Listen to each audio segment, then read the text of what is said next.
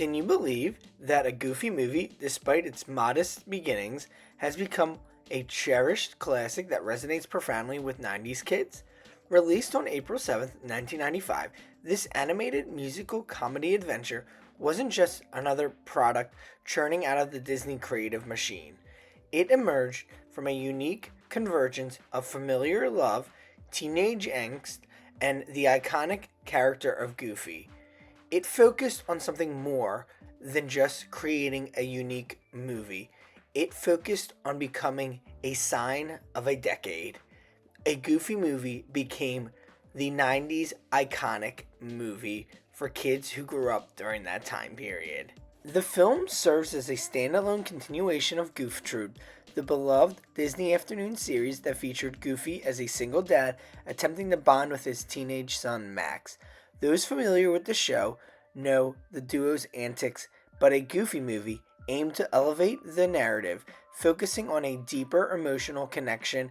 In the movie, they were able to age Max up versus the Goof Troop show, which created more tension between a teenage character and his father. Directed by Kevin Lima, the thought behind the movie was to present Goofy not just as a bumbling fool, but as a loving father who would do anything for his son. Lima and his team wanted to portray the complexities of father-son relationships, a theme that resonates profoundly in families.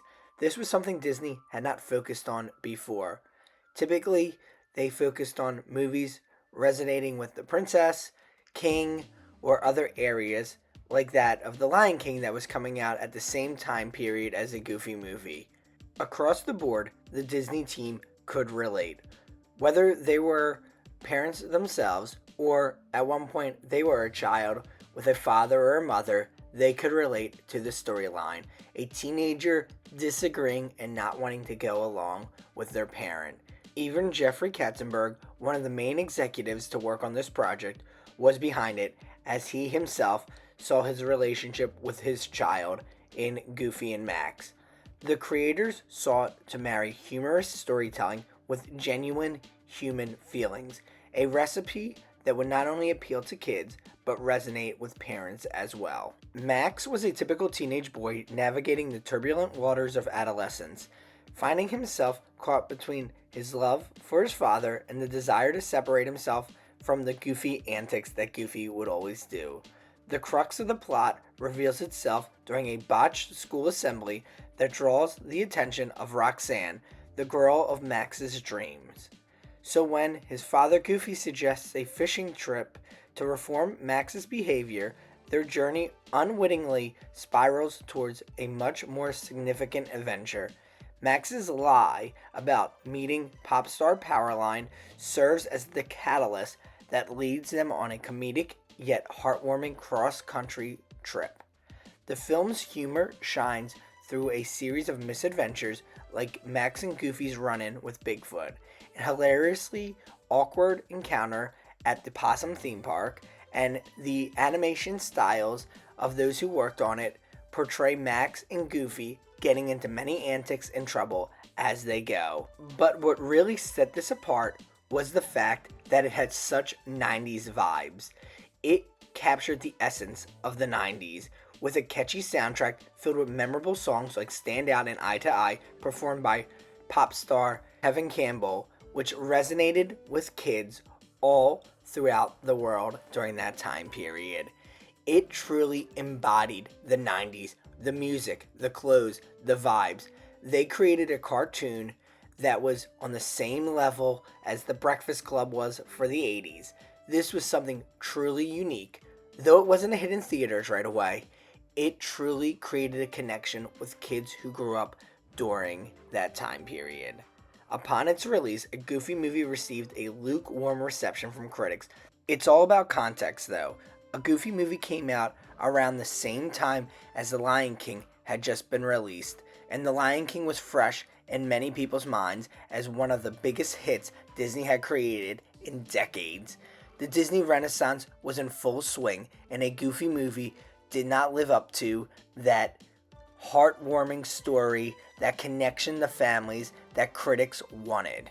It would gross over $37 million against an $18 million production budget.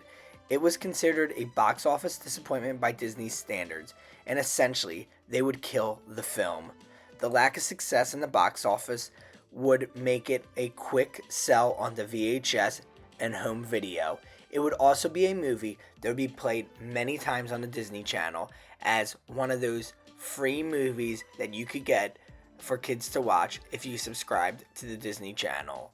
But little did Disney know, even though they tried to kill this movie after it was a flop by their accords in the box office, it would become a success because families had such easy availability to get this movie, whether it was always available at video rental stores or was relatively cheap when you would go to your local Kmart to purchase this film. It was available, which meant instead of buying The Lion King, which may have cost $10 to $15 more, they would purchase a Goofy movie for their families. And then families would also purchase subscriptions for the cable channel, the Disney Channel, which this movie would be played on relatively frequently, which made it very easily accessible for kids. This meant the movie was there. Families could see the movie, and this is what created the nostalgia, the memories, and the connection.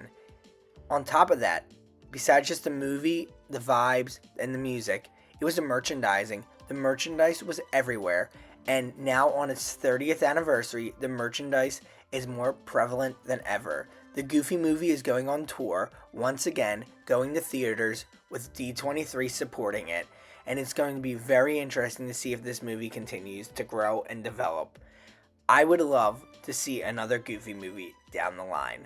Let us know in the comments below if you love the Goofy movie. Thanks for watching.